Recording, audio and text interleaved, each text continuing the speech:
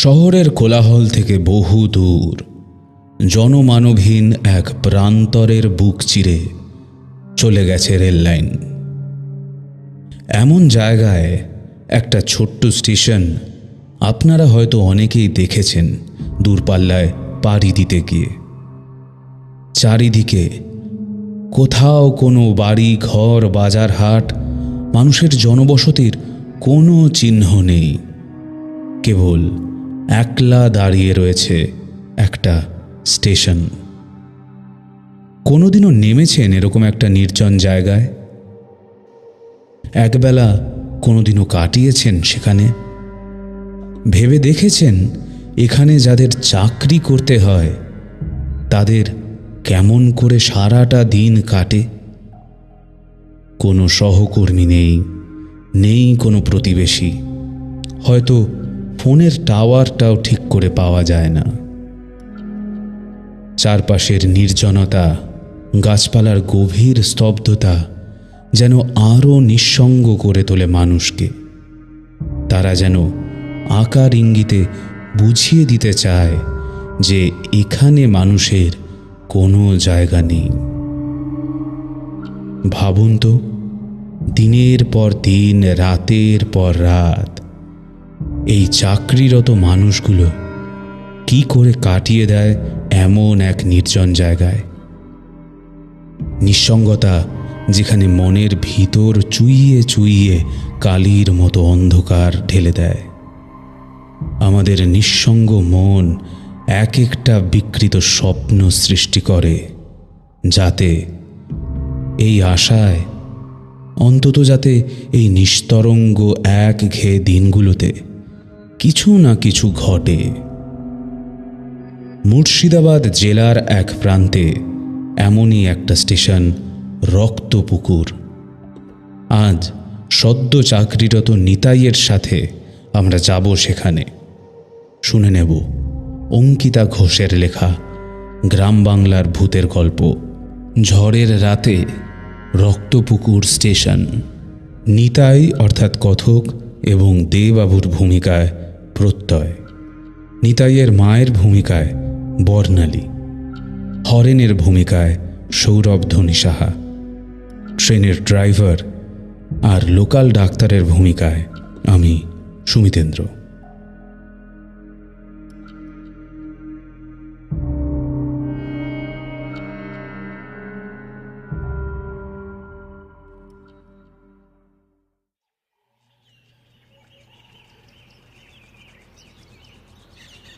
অনিতে, এই চা হয়ে গেছে, বসবার আগে নিয়ে গিয়ে বস বাবা।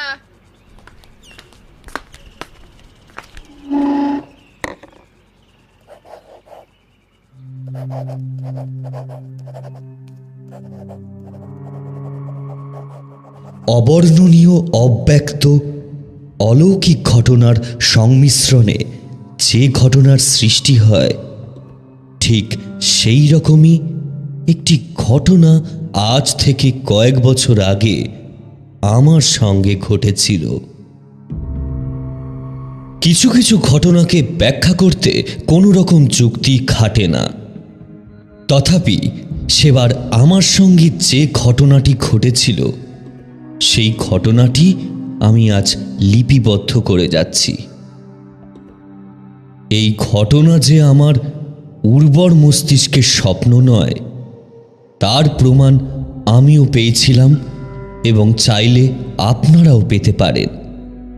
সে কথা ক্রমশ প্রকাশ্য।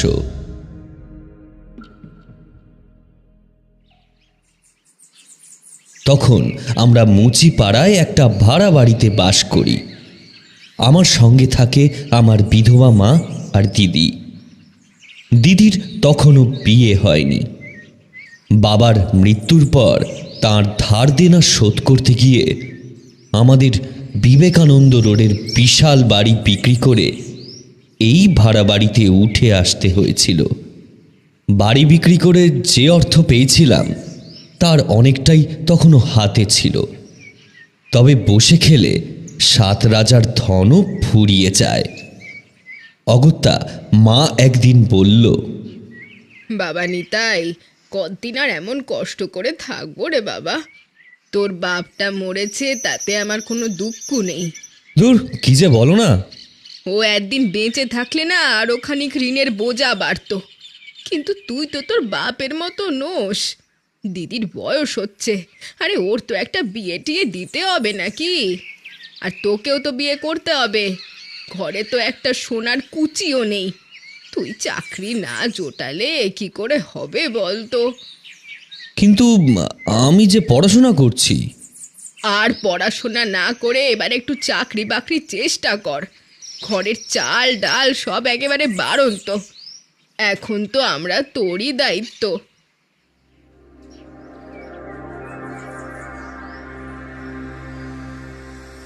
পড়াশোনা যতদূর করেছিলাম তখনকার সস্তা গন্ডার দিনে ততদূরই যথেষ্ট ছিল একটা ভালো চাকরি জুটিয়ে নেওয়ার জন্য। তখন ইচ্ছে থাকলে একটা না একটা চাকরি সবারই জুটে যেত। দেখতে না দেখতেই আমিও একটা 25 টাকার মাইনের চাকরি পেলাম, কিন্তু কলকাতায় নয়, বরং সুদূর এক প্রত্যন্ত গ্রামের রেলওয়ে স্টেশনে। গ্রামের নাম রক্তপুকুর, জেলা মুর্শিদাবাদ। সেই গ্রামে কয়েক বছর হলো নতুন স্টেশন হয়েছে, তাই রেল কর্তৃপক্ষ সেখানকার কাজ সামলানোর জন্য বিভিন্ন পদে কর্মচারী নিযুক্ত করেছিল। তখন খবরের কাগজের কর্মখালি পাতায় বিজ্ঞাপন দেখে আমি আমার যোগ্যতার নিদর্শন সমেত একটা আবেদনপত্র পাঠিয়ে দিলাম।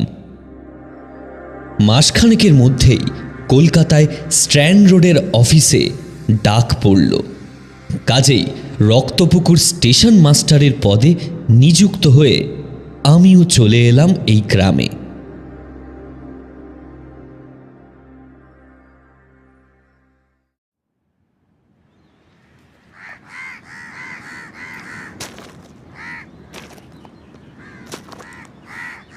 স্টেশনে প্রথমে পা রাখতে ভারী অবাক হলাম। জায়গাটাতে একটা স্টেশন আছে, মানে যে কেবল একটাই স্টেশন আছে, সেটা আগে ঠাউর করতে পারিনি। ধুধু প্রান্তর আর দিগন্ত বিস্তৃত ক্ষেত, খামার খাল বিলের মাঝে কেবলই একখানা স্টেশন। এত অত্যাধিক নিরিবিলি জায়গায় এসে আমি এর আগে কখনো পড়িনি। স্টেশনের কাছাকাছি আমাদের একটা কোয়ার্টার ছাড়া কোনো লোকালয় বা জনবসতির চিহ্ন পর্যন্ত নেই। দূর দূরান্তে তাকালে দেখা যায় বিরাট ঘন গাছপালা আর জঙ্গলের সারি। এখানে দেবাবু বলে একজন ভদ্রলোক আমাকে কাজ বুঝিয়ে দিয়েছিলেন। এই স্টেশনে খুব একটা বেশি ট্রেন দাঁড়ায় না, সুতরাং কাজ মোটের ওপর সহজই বলা চলে। আমি যখন প্রথমে এসে এখানে নামলাম, তিনি আমার অবাক ভাব দেখে বলেছিলেন, কি ভাবছো? হ্যাঁ? আরে কি ভাবছো? না মানে গ্রামখানা কোথায়? আরে আছে আছে, সব আছে। এখানে একটা গ্রাম নয়, এখানে তিনখানা গ্রাম আছে। পলাশপুর, রুদ্রপুর, রক্তপুকুর, খুবই ছোট ছোট জনপদ। তবে স্টেশন চত্বরটা খাতায় কলমে রক্তপুকুরের এলাকায় পড়েছে, তো তাই ওই গ্রামের নামই দেওয়া হয়েছে। এখান থেকে প্রত্যেকটা গ্রাম প্রায় 2-2.5 কিলোমিটারের পথ। আচ্ছা, তাহলে হঠাৎ স্টেশন করতে গেল কেন? আরে নলপুর বাদুরহাটির লাইনটা যখন আজ থেকে প্রায় 15 বছর আগে বানানো হয়েছিল, তখন এই জায়গাটাতে সরাসরি কোনো জনবসতি পড়েনি। ও, এই জায়গার আশেপাশে তখন কেউ থাকতো না, তাই তো? হ্যাঁ ভাইয়া, ছিল না বললেই চলে। আর সেই কারণেই রেল কোম্পানি এখানে তখন কোনো স্টেশন বানায়নি। কিন্তু বাদুরহাটি তো শুনেছি অনেক বড় জায়গা, ওখানে তো অনেক ফ্যাক্টরি কলকারখানা আছে। তা ঠিকই শুনেছ, বাদুরহাটি এখানকার বড় শিল্পাঞ্চল, কলকারখানা আছে। আর এই ডিস্ট্রিক্টের প্রচুর লোক এখানে কাজ করে। এই 3টে গ্রাম, পলাশপুর, রুদ্রপুর আর রক্তপুকুর, এখানকার থেকেও কত লোকজন সব ওদিকে যাতায়াত করে। তাহলে তখন এই লোকগুলো কিভাবে যাতায়াত করতো? লোকজনকে প্রায় 10 কিলোমিটার সাইকেল বা ভ্যানে করে নলপুর গিয়ে ট্রেন ধরতে হতো। ভাবো তো কি ঝক্কির ব্যাপার। হ্যাঁ, সে তো খুবই ঝামেলার ব্যাপার। আচ্ছা, তারপর? হ্যাঁ, শেষকালে 3 গ্রামের লোক মিলে অনেক কাঠখড় পুড়িয়ে আবেদন করার পর কর্তৃপক্ষ একটা স্টেশন তৈরি করার প্ল্যান মঞ্জুর করলো। তখন গিয়ে এখানে স্টেশন বানানোর প্ল্যান পাস হলো। এবার জনবসতি একটু দূরে হলে কি হবে, লাইন তো এখান দিয়েই গেছে, আর এটা তো উপরে নিয়ে বসানো যাবে না। কাজেই এই পাণ্ডব বর্জিত ফাঁকা প্রান্তরের মাঝে এই স্টেশন, বুঝলে? ও বাবা! তবে কিছুদিন আগে মাত্র 1 বছরের জন্য এখানে রেল চলাচল বন্ধ ছিল। তারপর আবার কয়েকদিন আগে সমস্ত কিছু মেরামত করে এই স্টেশন আবারও চালু করা হয়েছে। বন্ধ ছিল কেন? দেবাবু কিছু একটা বলতে গিয়েও চেপে গেলেন। তার জায়গায় বললেন, লাইনে কিছু একটা গন্ডগোল ছিল বোধহয়। আচ্ছা, আজকের দিনটা আমি সামলে দিচ্ছি, তোমাকে সব বুঝিয়ে দেবো, ঠিক আছে? আর কাল তোমায় চার্জ হ্যান্ডওভার করে দেবো। তারপর তোমাকেই কিন্তু কাজ সামলাতে হবে, বুঝলে? দেবাবু এই বিষয়ে আর কথা না বাড়িয়ে আমায় নিয়ে চললেন স্টেশন ঘরের দিকে। আমিও তাকে আর খাটালাম না।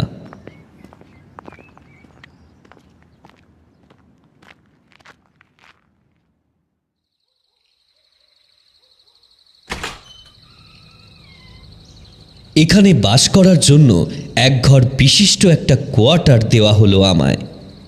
আমার রান্নাবান্না ও ঘরদোর পরিষ্কার করার জন্য হরেন নামের এক ছোকরাকে ঠিক করে দিয়েছিলেন দেবাবু। আসলে এতদিন ছেলেটা ওনার কাজ করতেন, এবার আমার করবে। 24 ঘন্টা আমার সঙ্গেই কোয়ার্টারে থাকবে। হরেন রাঁধে ভালোই। সেদিন রাত্রিবেলা আমায় 1 থালা ভাত, 1 বাটি ডাল আর একটু শাক ভাজা, ঢেঁড়স ভাজা আর পোনা মাছের ঝোল খেতে দিয়েছিল। আগে রসুন দেওয়া শাক ভাজাটা করেছি বাবু, একবার খেয়ে দেখেন তো দেখি। রসুন দেওয়া শাক ভাজা খেয়ে আমি সত্যি বেশ মুগ্ধ হলাম। ওরকম শাক ভাজা আমি এর আগে কোনোদিনও খাইনি। হরেন বলল, এই শাক নাকি এই অঞ্চলে পাওয়া যায়। শাকটির নাম কুচ্চা। ঢেঁড়স ভাজাটাও খানিক পোস্ত দিয়ে খাসা করেছিল। এসব জিনিস আপনারা কলকাতায় পাবেন না বাবু। সেদিন সন্ধ্যায় খাওয়া দাওয়া সেরে একটু তাড়াতাড়ি শুয়ে পড়লাম। কাল সকাল সকাল উঠেই স্টেশনে যেতে হবে। কাল সারাদিনটা ধরে দেবাবু আমায় সব কিছু শিখিয়ে দেবেন। হরেন বলল, এখানে জানালা দরজা খুলে শোয়া যাবে, মশার খুব একটা উৎপাত নেই। আমি শুনে নিশ্চিন্ত হয়ে শুয়ে পড়লাম।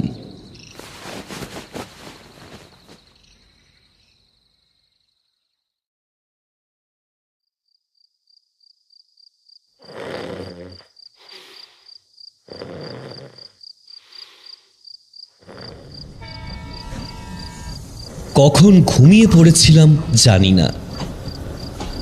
হঠাৎ এক সময় ঘুম ভেঙে গেল। ঘটাং ঘং একটা শব্দ ভেসে এলো কানে। আমি নড়ে চড়ে উঠে বসলাম।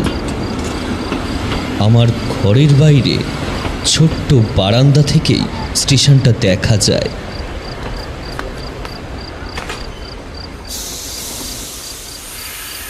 আমি দরজা খুলে বাইরে বেরিয়ে এলাম। দেখলাম হরেন আমার দরজার সামনে শুয়ে অঘোরে ঘুমোচ্ছে। হয়তো রোজ এই ট্রেনের আওয়াজ শুনতে শুনতে ব্যাপারটা ওর গা শোয়া হয়ে গেছে, তাই এই আওয়াজে ওর ঘুম ভাঙেনি। কিন্তু আমি তো স্টেশন মাস্টার, কখন কি ট্রেন আসে সেটা তো আমায় জানতে হবে। ঘড়িতে তখন রাত 3:07 বাজে। আজ দেবাবু যখন এখানকার টাইম টেবিলটা বুঝিয়ে দিচ্ছিলেন, তখন দেখেছিলাম এই স্টেশনে শেষ ট্রেন আসে সন্ধ্যা 7:30টায়। তাহলে এখন কোন ট্রেন প্ল্যাটফর্মে এসে আমি কিছু বুঝে ওঠার আগেই হুইসেল বাজিয়ে ঘটাং ঘং শব্দ করে স্টেশন থেকে বিদায় নিল। আগামীকাল এই ট্রেনের বিষয় দেবাবুর সঙ্গে কথা বলতে হবে।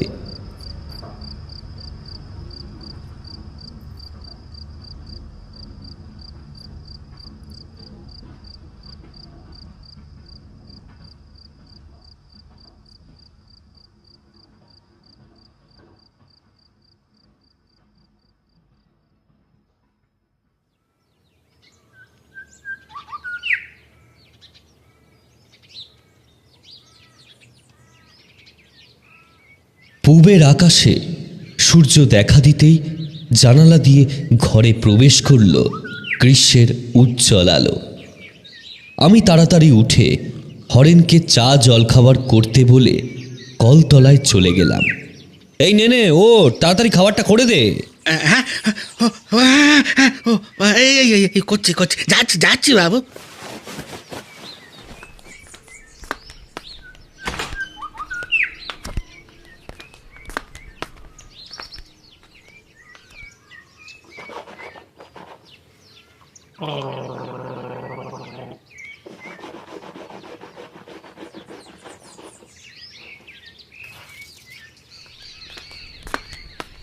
নে যা রান্না হয়েছে দিয়ে দে। কি বানালি? এই নেন বাবু, রাতে রুটি ডাল আর আলো ঢেঁড়স ভাজা করেছি। স্নান আহার আদি সেরে পৌঁছে গেলাম স্টেশনে। বাবু আজ দুপুর 12টার মধ্যেই ওই স্টেশন থেকে বিদায় নেবেন। তিনি যাওয়ার আগে আমায় আরেক প্রস্তুত কাজ বুঝিয়ে দিয়ে বললেন, আবার 1 সপ্তাহ পরে আসবো, বুঝলে? তুমি কাজকর্ম কিন্তু ঠিকঠাক করছো কিনা দেখে যাবো। আমি জিজ্ঞাসা করলাম, আচ্ছা দেবাবু, বলছি আমাদের এই স্টেশনে শেষ ট্রেন কটায় ঢোকে জানো? সন্ধ্যা 7:30টায়। কিন্তু কাল রাত 3টের পরে একটা ট্রেন ঢুকলো দেখলাম। ওই ট্রেনের খবর তোমাকে রাখতে হবে না। রাখতে হবে না মানে? আমি স্টেশন মাস্টার, কখন কোন ট্রেন আসবে, কখন কোন ট্রেনকে সিগন্যাল দিতে হবে, সেসব তো আমার জেনে রাখা দরকার। দেবাবু বেশ গম্ভীর হয়ে খানিক গলা নামিয়ে বললেন, সবে কাজে ঢুকেছো তো, এখন অনেক কিছুই দেখবে, অনেক কিছুই শুনবে আর অনেক কিছুই জানবে। ধীরে ধীরে সব অভ্যাস হয়ে যাবে। শুধু মনে রেখো, সন্ধ্যা 7:30 ট্রেনখানা বিদায় করে তুমি নিশ্চিন্তে নিজের কোয়ার্টারে কিন্তু ফিরে যাবে। এখানে রাতে থাকবার কোনো প্রয়োজন নেই। কে আসলো, কি আসলো, কোথা থেকে আসলো, অত তোমাকে ভাবতে হবে না। পাশাপাশি স্টেশন থেকে ফোন আসলে ঠিক টের পাবে। আর তাছাড়া কিছু নিয়ে মাথা ঘামাতে হবে না। ঠিক আছে, সাবধানে থেকো ভায়া, আসি তবে। কথাটা এতই গম্ভীর হয়ে তিনি বললেন যে ওনাকে পাল্টা প্রশ্ন করার সাহস আমার হলো না। যাওয়ার আগে আমার কাঁধে হাত রেখে মিষ্টি মুখে বিদায় জানিয়ে উনি চলে গেলেন।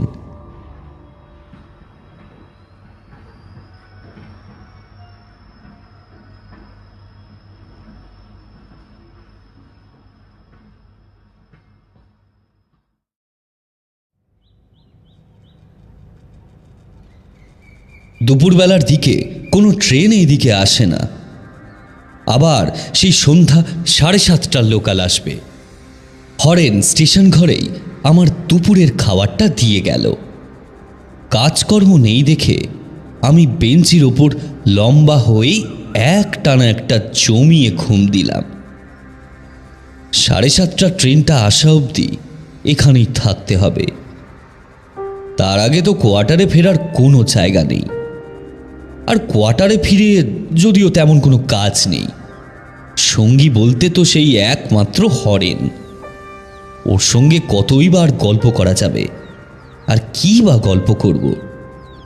শুনেছি এখান থেকে পূব দিকে 2 কিলোমিটার মতো পথ পার করে পলাশপুরের কাছে একটা ছোট্ট বাজার আছে।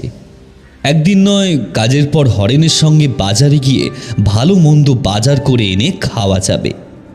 রোজ ওই ঢ্যাঁড়স খেতে খেতে আমি ক্লান্ত হয়ে পড়েছি, আর এখন ঢ্যাঁড়সের কথা শুনলেই আতঙ্ক হয়ে যাচ্ছে।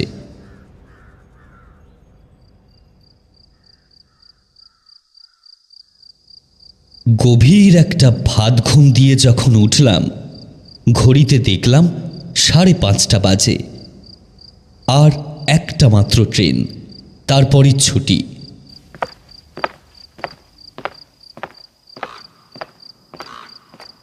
আমি স্টেশন ঘর থেকে বেরিয়ে প্ল্যাটফর্মে এসে দাঁড়ালাম। গ্রীষ্মের আলোর প্রখরতা তখন খানিকটা কমে এসেছে। দূর দূরান্তে কোনো জনপ্রাণী নেই, কেবল কোথাও কোথাও মাঠের আল ধরে কয়েকটা কুকুর খেলা করছে, আর দু একটা গরু চড়ে বেড়াচ্ছে। ফাঁকা প্রান্তরে কাকের ডাকটাও যে অন্যরকম শোনায়, সেটাও প্রথম টের পেলাম। সাধারণত আমার মনে হয় আমরা অন্ধকারকে ভয় পাই, তাই রাত হলেই আমাদের মনে দেখা দেয় অদম্য আশঙ্কা। কিন্তু এই নির্জন স্টেশনে এই সময় দিন শেষের আলোর মধ্যে দাঁড়িয়ে থেকে আমি বুঝতে পারছি, আলো বা অন্ধকারের সঙ্গে ভয় পাওয়ার প্রত্যক্ষ কোনো সম্পর্ক নেই। আমরা আসলে ভয় পাই একাকিত্বকে, আমরা ভয় পাই নির্জনতাকে, আমরা ভয় পাই থমথমে পরিবেশকে। যেমন এখন এই স্টেশনের নিঝুম পরিবেশে আমার বেশ ভয় ভয় করছে।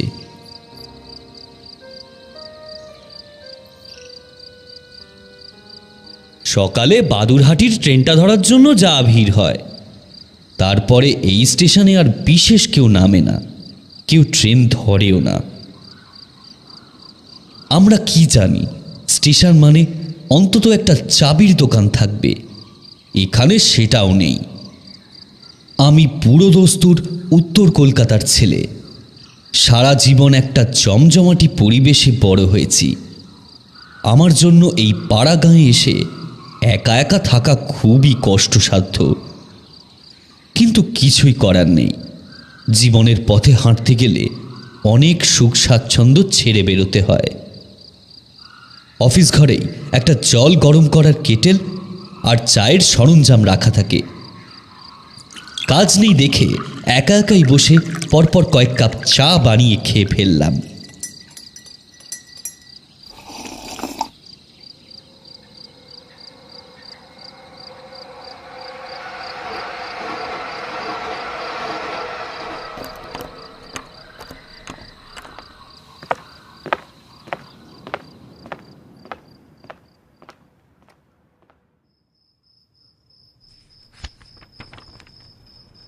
দেখতে দেখতে 7:30টার ট্রেনটাও বেরিয়ে গেল। তল্পিতল্পা গুটিয়ে অফিস ঘরে তালা ঝুলিয়ে আমিও চলে এলাম কোয়ার্টারে। আধ ঘন্টা বই পড়ে কাটিয়ে দিলাম। 8টা নাগাদ রাতের খাবার বেড়ে দিল হরেন। এই নেন বাবু, রাতে রুটি ডাল আর আলু ঢেঁড়স ভাজা করেছি। আবার ঢেঁড়স? খেয়ে দেখুন না, একেবারে খাঁটি জিনিস। কোয়ার্টারের পেছনে আমি ফলিয়েছি। আমি মনে মনে প্রবাদ গুনলাম, এসে থেকে দিনে দুপুরে খালি ঢেঁড়স খাইয়ে গেছে আমাকে ছেলেটা। আশা করেছিলাম আজ হয়তো অন্য কিছু একটু করবে, কিন্তু ব্যাটা হরেন যে ঘরের মধ্যেই ঢেঁড়সের কারখানা খুলে বসে আছে, সে আর কে জানত। আমার কপালে যেই রেটে ঢেঁড়স জুটছে, লোকের কপালে বোধহয় সেই রেটে দুর্ভাগ্যও জোটে না। যাকে কি আর করব, সুবোধ বালকের মতো আবার এক বাটি ঢেঁড়স চিবিয়ে আমি শুয়ে পড়লাম।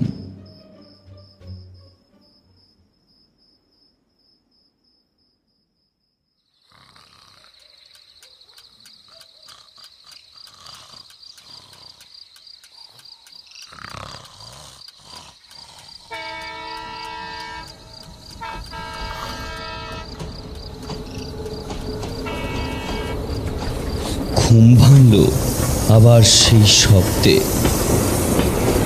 হুইসেল বাজিয়ে ঘটাং ঘং শব্দ করে রক্তপুকুর স্টেশনে প্রবেশ করল একটি ট্রেন। আমি উঠে বসলাম।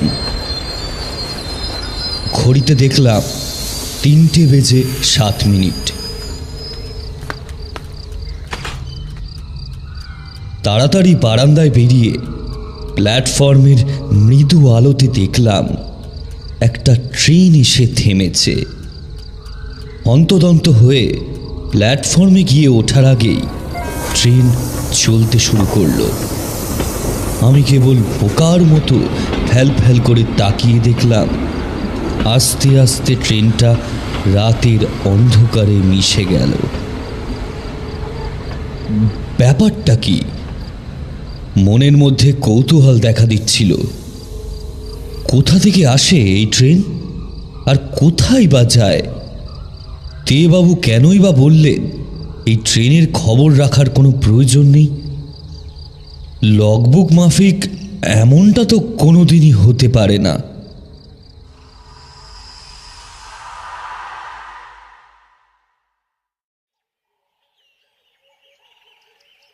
পরের দিন সকালে উঠতে না উঠতেই বুঝতে পারলাম পেটটা বেশ কামড়াচ্ছে। হায় রে, নতুন জায়গার জল, তবে স্যুট করলো না নাকি? কোনো বাড়াবাড়ি হওয়ার আগে হরেনকে একটু বলতে হবে 2 দিন হালকা রান্না করতে। একা থাকি, শেষে বাড়াবাড়ি হলে ভীষণ বিপদে পড়ব। কাজেই আমার খানসামা কাম বাবুর্চি অর্থাৎ হরেনকে ডাক দিয়ে বললাম আজকে হালকা রান্না বান্না করতে। স্টেশনে যাওয়ার আগে রেডি হচ্ছি। ওদিকে হরেনও রান্নাবান্না প্রায় শেষ করে ফেলেছে। কথায় কথায় প্রশ্ন করলাম, হরেন, আগে বাবু আসছি। আগে বাবু, আচ্ছা তোর বাড়ি কোথায়? সে অনেক দূর বাবু। বর্ধমান সদরে বাস থেকে নেমে 7 কোষ গেলে আমাদের গ্রাম সাউরি, সেখানেই আমাদের ভিটে। অনেক দূর বলে রোজ যাতায়াত করতে পারি না, তাই এখানেই থেকে যেতে হয়েছে। আর কতদিন আছিস এখানে? এই তো বাবু, এই 1 মাস 3 হয়েছে। আচ্ছা, তোকে একটা কথা জিজ্ঞেস করব। হ্যাঁ, করেন না বাবু। আচ্ছা, এই রোজ রাত 3টে নাগাদ এখানে একটা ট্রেন এসে থামে, তুই কি জানিস ট্রেনটা কোথা থেকে আসে? হরেন আমার প্রশ্নটা শুনে চমকে উঠল। তারপর নিজেকে সামলে নিয়ে বলল, অত রাতে তো এখানে ট্রেন আসে না বাবু। কি পাগলের মতো বকছিস? আমি তো নিজে 2 দিন ধরে দেখছি। কে জানে, আমি তো কোনোদিন দেখিনি। আসলে আমার ঘুম বড়ই পাখা কিনা, অল্প আওয়াজে আমার ঘুম ভাঙে না। হ্যাঁ, যাকে বাদ দে। আচ্ছা, কি রান্না করছিস? এই যে ভাত আর ঢেঁড়স সেদ্ধ। পেটটা ভালো নেই তো আপনার, একটু এবেলায় ভাতে ভাত খেয়ে নিন।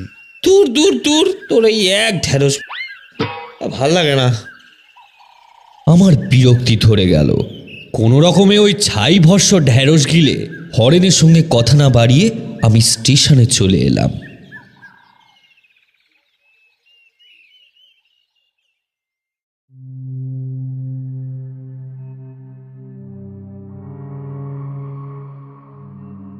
এই করে কেটে গেল আরো 2 দিন।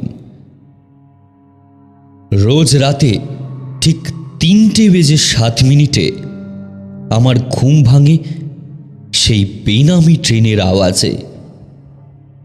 রোজই আমি বারান্দায় বেরিয়ে ট্রেনটাকে দেখি। ট্রেনটা দাঁড়াতে না দাঁড়াতেই আবার ঝিকঝিক করতে করতে চলে যায়। 4 দিন ধরে এই এক জিনিস দেখতে দেখতে বিষয়টা আমার গা সওয়া হয়ে গেছিল। একদিন লাস্ট ট্রেনটাকে বিদায় করে কোয়ার্টারে ঢুকতেই হরেন কাঁচুমাচু মুখ করে আমার সামনে দাঁড়ালো। ওর গ্রাম থেকে ওর জ্যাঠতুতো ভাই এসেছে। বাড়ি থেকে খবর পাঠিয়েছে মায়ের নাকি খুব শরীর খারাপ। ও অনেকদিন মাকেও দেখেনি, তাই একবার কি দেখে আসতে চাইছে। নিজের পরিবারের থেকে দূরে থাকা যে কত কষ্টের, সেটা আজ হাড়ে হাড়ে বুঝতে পারছি। হরেনের মুখটা দেখে মায়া হলো। আমি বললাম, হ্যাঁ হ্যাঁ, তুই যা যা যা, চিন্তা নেই, আমি এদিকটা সামলে নেব।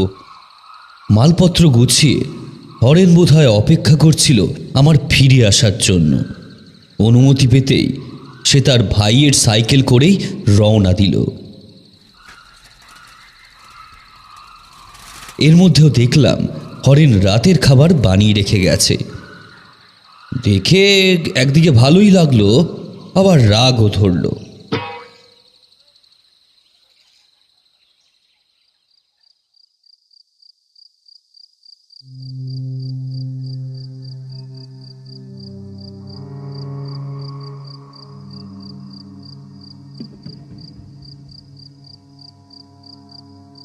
সেদিন কেন জানি না আমার ঘুম আসছিল না। বারান্দায় দাঁড়িয়ে এক দৃষ্টে তাকিয়েছিলাম প্ল্যাটফর্মের দিকে। বারবার কেন জানি না ওই ট্রেনটার কথাই মাথায় ঘুরছিল। হঠাৎ একটা বুদ্ধি খেলে গেল। ঘড়িতে দেখলাম 2:30 বাজে।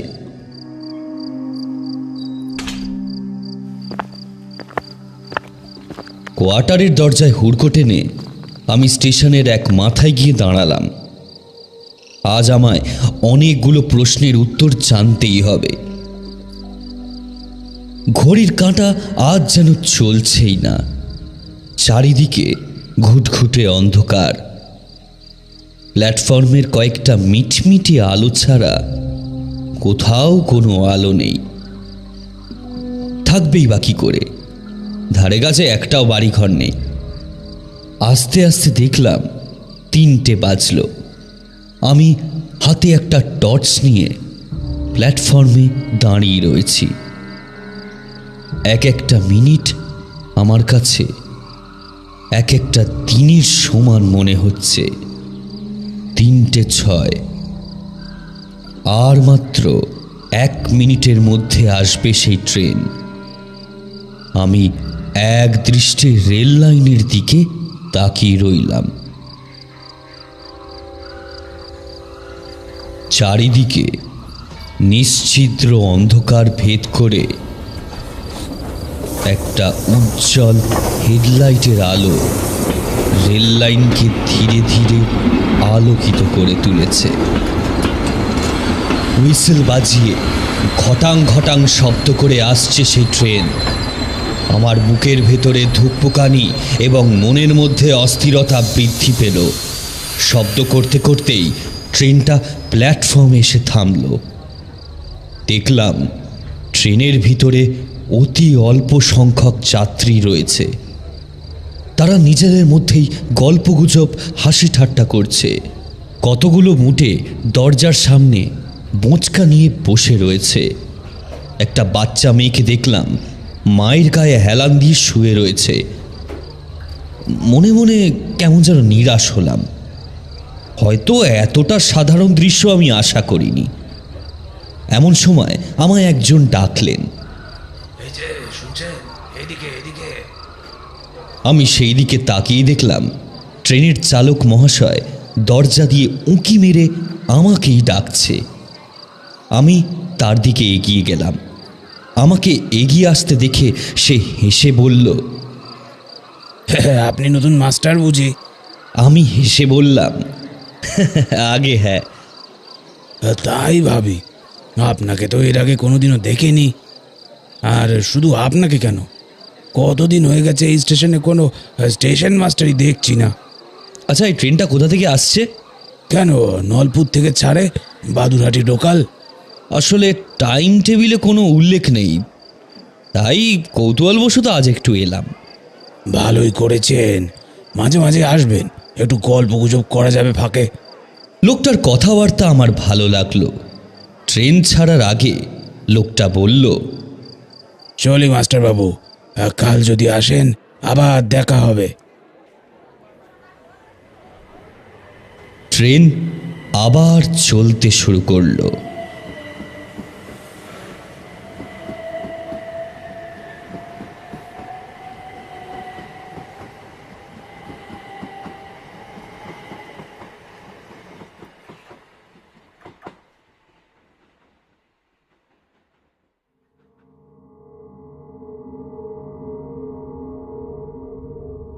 এরপর আমি দুদিন ধরে রাত 2:30-র সময় ঘুম থেকে উঠে চলে আসতে লাগলাম প্ল্যাটফর্মে।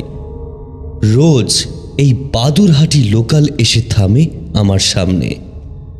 আমি চালকের সঙ্গে খানিকক্ষণ গল্প করি, তারপর আবার আমায় বিদায় জানিয়ে সে চলে যায়। এই দুটো দিন আমি একটা বিষয় লক্ষ্য করেছি। এই ট্রেনের যাত্রীর পরিমাণ প্রথম দিন থেকে একই রকম দেখে যাচ্ছি, না একজনও বেশি বা কম। রোজ এরা সবাই মিলে একই জামা কাপড় পরে একই রকমের ভাবভঙ্গিমায় একই গন্তব্যের দিকে এগিয়ে চলে। তবে ট্রেনের চালকটি ভারী মিশুকে। রোজই আমার সঙ্গে কিছুক্ষণ গল্প করে তারপর বিদায় নেন। এই নির্বান্ধব পুরীতে আমায় তেমনভাবে কথার খরচ করতে হয় না, শুধুমাত্র এই লোকটার সঙ্গেই যা গল্প করি। এভাবেই কেটে গেল দুটো দিন।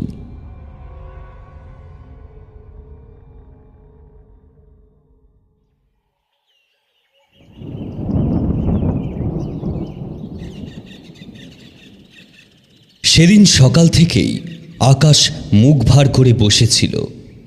পরিবেশটা বেশ গুমোট। বুঝতে পারছিলাম আজকালের মধ্যেই তুমুল বৃষ্টি হবার সম্ভাবনা রয়েছে। হরেন তখনও আসেনি। নিজেকেই নিজের সমস্ত কাজ করতে হচ্ছে, যদিও হাতে প্রচুর সময় থাকে।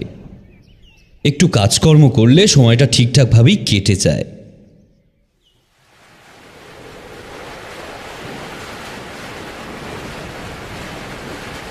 সেদিন বিকেলের পর থেকে শুরু হলো অবিরাম বৃষ্টি। শোঁ শোঁ করে হাওয়া বইছে।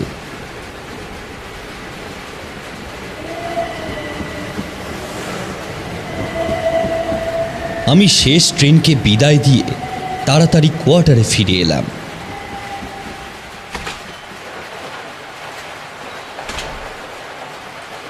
রাতে এক বাটি পান্তা পেঁয়াজি লঙ্কা দিয়ে খেয়ে হাতে একটা বই নিয়ে শুয়ে পড়লাম। পড়তে পড়তে ঘুম আর সময় যে কোথা থেকে উড়ে গেল ঠিক ঠাউর করতে পারলাম না। বইটা যখন শেষ করলাম, ঘড়িতে তখন রাত 2:45 বাজে। বৃষ্টি তখনও পড়ে চলেছে। বারান্দায় গিয়ে দাঁড়িয়ে প্ল্যাটফর্মের দিকে তাকালাম।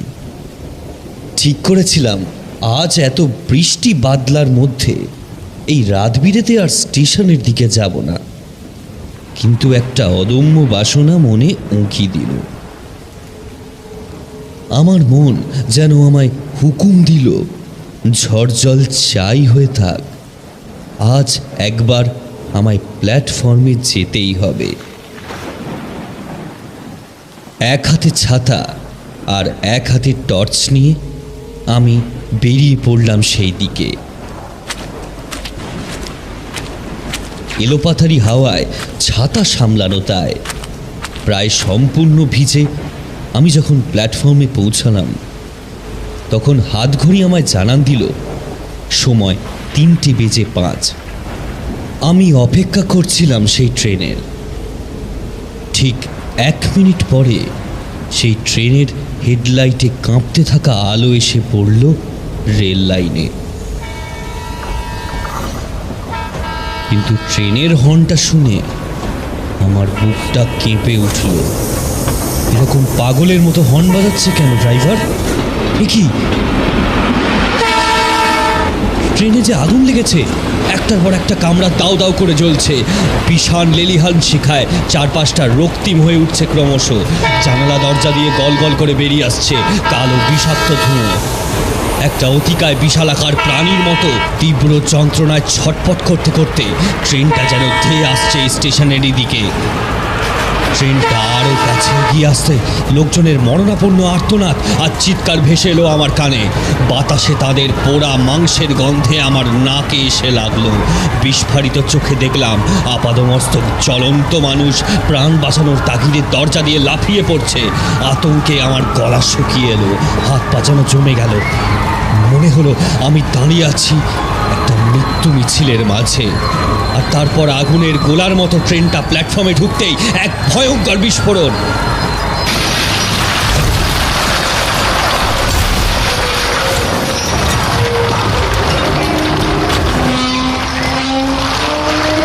তীব্র শব্দে কানে তাড়া পড়ে গেল। আগুনের হলকা আমার গায়ে এসে পড়ল। আমার হাত থেকে পড়ে গেল টর্চটা। বিস্ফোরণের ধাক্কায় আমি ছিটকে গিয়ে পড়লাম একটা ল্যাম্পপোস্টের কাছে। বিভৎস আওয়াজ করে ট্রেনের পিছনের কামরাগুলো লাইনচ্যুত হয়ে একটার উপর একটা উঠে যাচ্ছে। ট্রেনের মাথাটা আমার থেকে হাত 30 দূরে প্ল্যাটফর্মের উপর অর্ধেকটা উঠে পড়ে আছে, যেন একটা জ্বলন্ত লোহার কঙ্কাল। উফ, কি ভয়ানক দুর্ঘটনা! চোখের সামনে চলেছে এক করুণ ধ্বংসলীলা। আমার চোখ বন্ধ হয়ে আসছিল। আমার কানে তখনও ভেসে আসছে যাত্রীদের বিভৎস আর্তনাদ। হয়তো তখনও শত শত হতভাগ্যের দল আটকে পড়ে রয়েছে বগির ভেতরে। তারপর আর কিছুই আমার মনে নেই।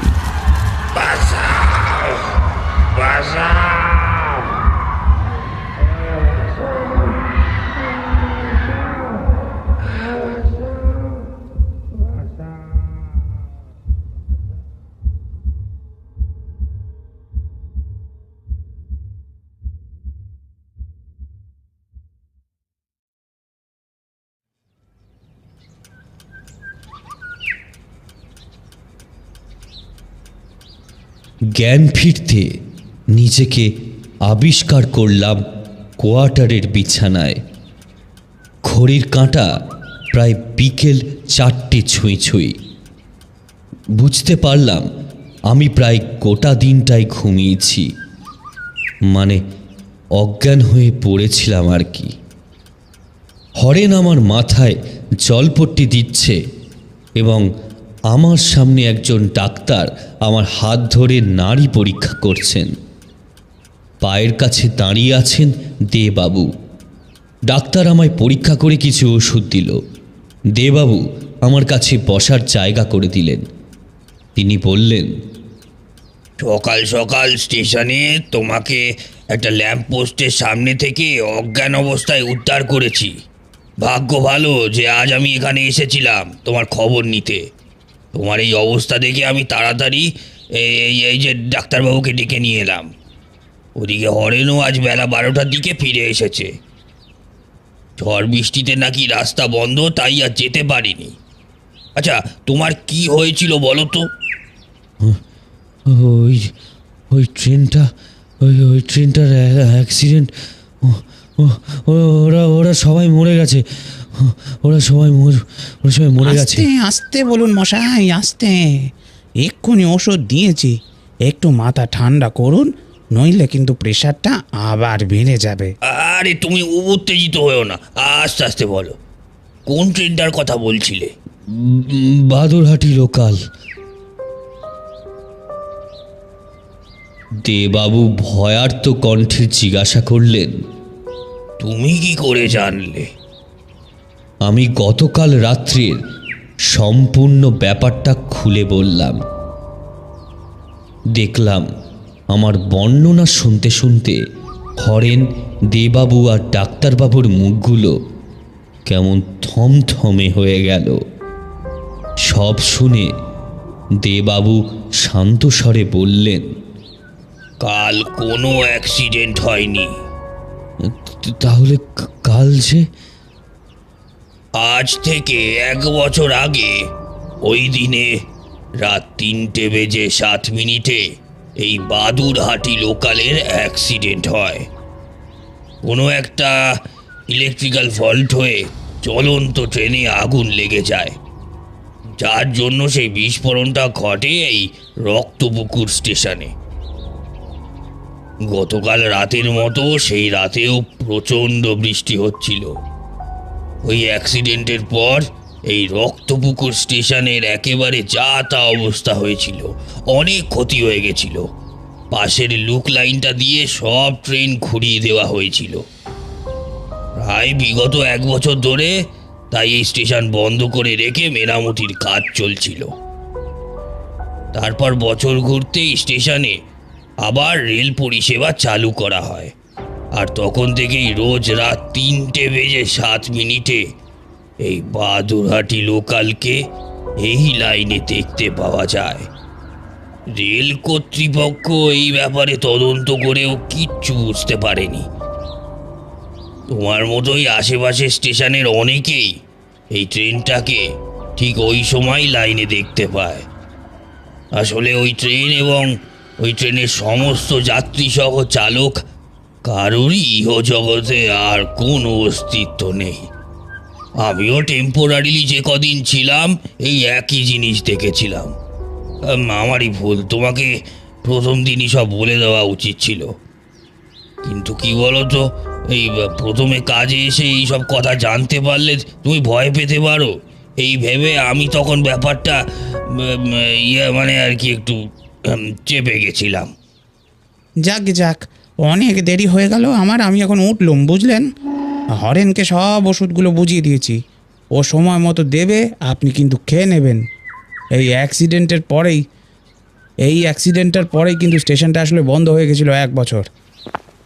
আচ্ছা, আমি চললুম।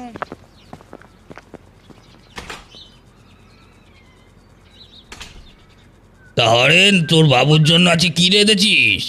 এই তো আগে 1 গ্লাস গরম গরম দুধ দিয়ে রাতের জন্যই রুটি আর পেঁয়াজ দিয়ে ঢেঁড়স ভাজা করেছি।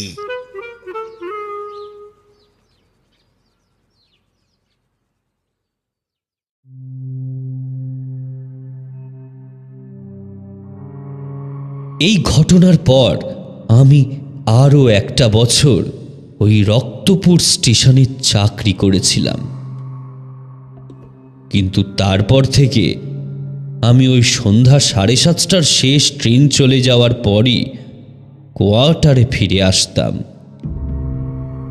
রাত 3টের সময় নিজে থেকেই আমার ঘুম ভেঙে যেত। কান খাড়া করে শুনতাম হুইসেল বাজিয়ে ঘটাং ঘটাং শব্দ করে বাদুরহাটি লোকাল আসছে।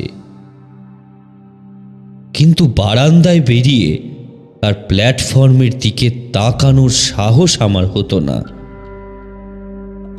আজ এত বছর পরও খবর নিলে শোনা যায় রাত 3:07 বাদুরহাটি লোকাল সেই লাইনের উপর দিয়ে আসা যাওয়া করে।